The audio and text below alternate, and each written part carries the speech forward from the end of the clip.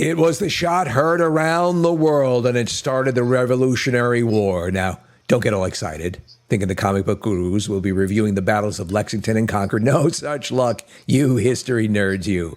Today, the gurus will be turning their attentions to the trailer heard and seen around the world, the newest and most awesome Deadpool and Wolverine trailer ever.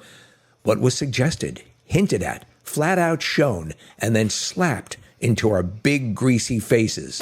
Let's find out. First off, we need to introduce the comic book gurus, Craig, Rockstar Rob, and Steph. Hey, guys. Hello. Hey, Steve. All right, you're so adorable. Now, gurus, when the initial Deadpool and Wolverine trailer came out, the three of you, freshly off a peyote vision quest that not only led you to a higher consciousness, but also made one of you completely crap in your pants, you all divined a number of things that have been verified about what we will see in the new movie. And that's pretty amazing, so I applaud you for that.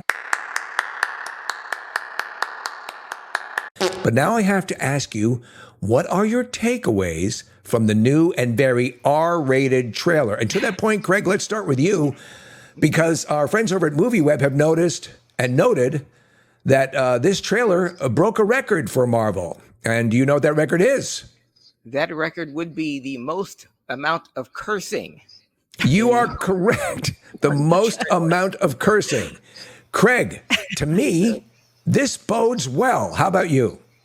It does. It's keeping in line with the Deadpool audience and the Deadpool movies. Keep in mind, this is the first Deadpool appearance in the MCU. So the amount of cursing that's carried over from Deadpool over to MCU is already staggering. Craig, let's start going through some of these Easter eggs. Our friends over at GameSpot did a nice breakdown, and they go through some of the stuff that you're seeing in the trailer. They talk about the typical recruitment scene, and the Wolverine we're seeing, as we now know, is not the Wolverine we were familiar with, who died, spoiler alert, at the end of Logan. This is a Wolverine who's had an entirely different timeline and experience. Those opening scenes, or that opening scene in the trailer in the bar, give us some insight into what you caught. Any Easter eggs? Well, this is the same bar that we first saw Wolverine in X-Men First Class, when Charles Xavier and Magneto were recruiting mutants. And they walked into the bar and saw Wolverine, and Wolverine famously said, "Go F yourself," which was an ad-lib line. Neither James McAvoy or Michael Fassbender knew he was going to say that. Is that right? Yes, that was their reaction was gold. But in this Deadpool trailer, we'll see that Deadpool gets there ahead of Charles Xavier and Eric Lencher to recruit Wolverine. So his first go after yourself is to Wade Wilson and not to Charles Xavier. But it's not really, they're not really getting there ahead, Craig, because it's not that Wolverine. Okay, Craig, Rob is calling you a liar. At this point in the exchange, Rockstar Rob has questioned Craig's expertise. Always the professional, Craig keeps it together, though he would love nothing more than to speedbag Rob's nutsack. Yeah, no, I'm saying it's not really that Wolverine, so even if it's that scene, it's a multiverse version. Just hold on a second, guys. Steph, let's watch how this plays out. Okay, guys, go at it. But my point is, it's the same bar that Wolverine was in that we first saw him in X-Men First Class. So whether it was that time or that the same Wolverine, it's the same bar, and it's the same setup. Will you concede that, Rob? No, I actually thought it was the bar from the first X-Men movie. Now, Rockstar Rob, feeling himself a cornered rat, begins to babble some nonsense about Canada. Because there's Canadian logos and things in the bar, and that was in... They just stink of Canada, don't they? Yeah, so I don't actually think it's that bar. I think it's the bar from X-Men 1. So besides all that just rubbish, we are clearly seeing right off the bat at the end of the barrel of Deadpool's gun, it says "Smile, wait for the flash," which is showing that they're going to really embrace the visceral, violent nature of all of this. And we do see a lot of blood for a. Was this classified as a red band trailer? It wasn't, though. It got pretty heavy. Am I correct on that, Rob? Yeah. It is clear at this point that both Rockstar Rob and Craig have put their disagreements behind them and are ready to resume their relationship as father and son. So we go to this scene, 20th Century Fox logo. Is this the final nail in the coffin of the whole 20th Century Fox aspect of the X-Men universe? Is this what they're saying? That it is. Yeah. 20th Century Fox is dead. There'll be no more X-Men movies, no more Deadpool movies under the 20th Century Fox banner. The next time we see any mutant, it will be in the MCU. So anything else you caught in this scene? There's a couple of other things in the background. I don't know. It appears to be that there was some sort of apocalyptic occurrence that happened in this Wolverine's universe. Have you guys heard any speculation? Yes, I heard that the reason. So basically, Wolverine has killed everybody, or that. So that's what they're saying. But what the rumor I heard was, if you go to X-Men 3, where he killed Jean Grey, Yes. they're saying that this Wolverine did not kill Jean Grey, and then she killed everybody. So he is holding the burden of that. Craig, anything you want to add to that? Would you like to call Rob a liar? I'd love to, but Do it. In this case, I can't substantiate or unsubstantiate anything. Part of the reason why the trailers like this exist is for fanboys and girls like us to geek out over everything that we think we saw or we didn't see.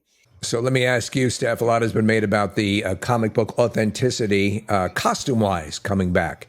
I don't know how far you go back, but seeing the Wolverine colors and a little bit of sleeveless action is pretty cool. And having a really sort of more accurate Deadpool costume made my young feminine nipples hard. What did you think about this? Were you aware that they were kind of going more for a comic book accurate look with these costumes? No, I mean, I'm Captain Oblivious, so I miss pretty much everything. So honestly, I didn't, but I like that as a superhero. Yeah, like that's Captain me. Oblivious. Yes. Like I get caught in all the little twists, and I'm a sucker and fall for everything in the movies. But I do like the idea of being more true to the comic book with their outfits. So if that's what they're doing, I like that. Wait, Steve, did you guys notice the scene you kept showing where they're walking out on the street and Yes. the building's exploding? Did you notice the name of the storefront? Well, I'm going to ask you in the most politest of ways to shut your Shut up. blowhole for a second, because I'm going to take you right to that. Bring us up to speed on Copperhead's and Liefeld's Just Feet. Am I saying Liefeld's just right, by the way? Yeah. Lightfield. Okay. So go ahead. Hep us to this, and Steph and I will sit back. I'm honored to share the seat with Captain Oblivious. Well, there's two Copperheads in Marvel Comics. There is the Copperhead that we saw in Luke Cage on Netflix. Yes. And then there's another Copperhead that was in Captain America, who we didn't see in any movies, but he was part of the Serpent Society. So All right. I don't know who they're referring to, but they're the only two Copperheads I know. Craig? Craig, anything with you? Yes, I like to call Rob a filthy liar. The one in the villain in Luke Cage was Cottonmouth. Hold 1 second. I gotta give Craig this. Craig just put you on the mat, mofo. I know. Well, I deserved it. So Liefeld's feet, as I understand it, the legend is with this particular artist that he just sucked at drawing feet. Is that what that's predicated on? Yeah. So in all of his covers and all of his action series with X-Force, he created X-Force, and he has some of the greatest battle scenes ever drawn in comics, but they're always covered by debris, the characters or debris or smoke. Or dust, whatever. Fire. I love Standing this story so behind much. This is so something. great. Does it make you feel good, Steph? Because I'm a pretty good artist, but there's some things I'm not that good at, and to know that a guy at this level just sucked at drawing feet and just figured I'll just cover him up. I think that's a wonderful thing. Now we're getting into something that I think is kind of a mind blower. And you guys call this, you called Cassandra Nova as the head villain. And in this scene in particular, we see her coming down in all her bold glory. I think and I was talking to Craig about this. I think that this movie will be closer to the comic Old Man Logan, where it was like an apocalyptic world where most of the heroes were dead. But there's so many Easter eggs in that picture. Like, we can just the Fantastic car, the Red Skull's car, which now we know is actually the hot rod from Tony Stark's first Iron Man. Logan, the movie that the last time we saw Wolverine, was loosely based on the graphic novel Old Man Logan, in where all the X-Men were dead and Logan very loosely. But he, in that movie, all the X-Men were dead and superheroes were gone. And in the graphic novel Old Man Logan, the superheroes not only fell, but they remained where they were. So Thor's hammer was still in the ground and where no one could pick it up.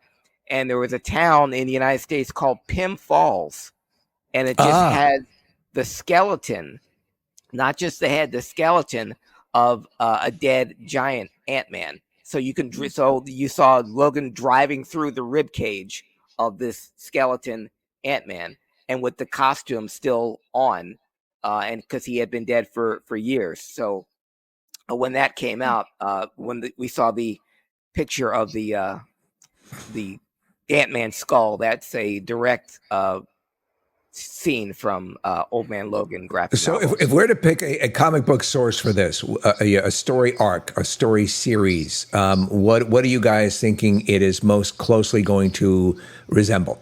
I'll ask you, Rob. I think this part, I mean, obviously they're pulling things from other places, but this apocalyptic version in this place reminds me of that book, Old Man Logan. Lady Deathstrike and more. There is a whole sort of gauntlet of villains lined up to the side of the staircase as Cassandra Nova comes down, and she's there. And who else did you pick out in that list, or who else do you conjecture might be part of that group? There's Nightcrawler's father. How important will teleporting be to this film? Craig, I throw it to you. Very, because in this trailer alone, we've seen two or three different alternate realities, and so to get from time to time, you're going to have to teleport, and that looks a lot like Doctor Strange's teleportation loop, the circle that you jump through that we saw a lot in Spider-Man: No Way Home, and that we saw in both Doctor Strange movies. So it could be Wong. It could be Wong. It could be Ned Leeds. Or it could be White. Yeah. But yes, it could be Wong or White. Well, two Longs don't make a White. Hey, that's an old joke, but it worked. But as of now, it still works. It still works. It's timeless. Yeah. They're counting about 32 cameos in this movie, Steve. And I don't want to know any of them. I'd rather be surprised on the big screen to see if that's in fact true. All right, so where we stand right now, the movie release date is still scheduled for, Craig? It's still scheduled for July 20th. I believe the reshoots will be to set up the Marvel movies coming out in 2025. All right. I see. And you think perhaps that they sat on this, they didn't want anything to leak out about that? Do you think they're trying to recapture stuff? I'll ask you this, because I know you and I are both fans of the famous when the post-credit scene mattered. Mm-hmm. Would you like to see them to start that up and it have some importance? Oh, definitely. It's something that, it's funny when you're sitting in the theater and you see non-Marvel people, non-superhero people get up and leave at the credits. You're like, oh, they're going to miss it. So right. It's funny to totally judge them. But the post-credit scenes were getting less and less intriguing. So I really hope they can bring that back to get you really excited for the next thing that they're going to put out. So, all right. So we have all that coming up. Very excited about that. And then, guys, I also wanted to hit something else.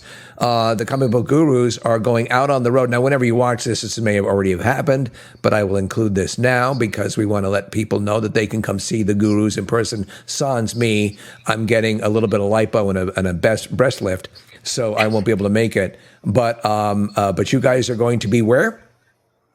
We will be at Fan Expo Philadelphia, May 5th. May the 5th be with you. Cinco de Mayo, 3:30. at Theater 6, Level 1, Room 124. We'll be doing Comic Book Gurus Podcast Live. This will be our 4th year in a row doing a live podcast.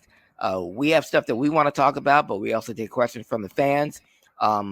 This will be the second time with all 3 of us. So I get to mediate the inevitable debate between Rob and Steph. I'll be wearing a different suit. Who knows what that suit will be, but we're doing it live. We're doing it live. I love it. I love it. I love you guys, and have a great time at the convention and go see the Comic Book Gurus. You heard all the information there, and we will see you next time in pretty short order. We're going to be talking about the movies that are coming out to the rest of the summer and what we can look forward to. So Gurus, goodbye, and we will see you soon. And please remember to subscribe. Thank you. Bye-bye.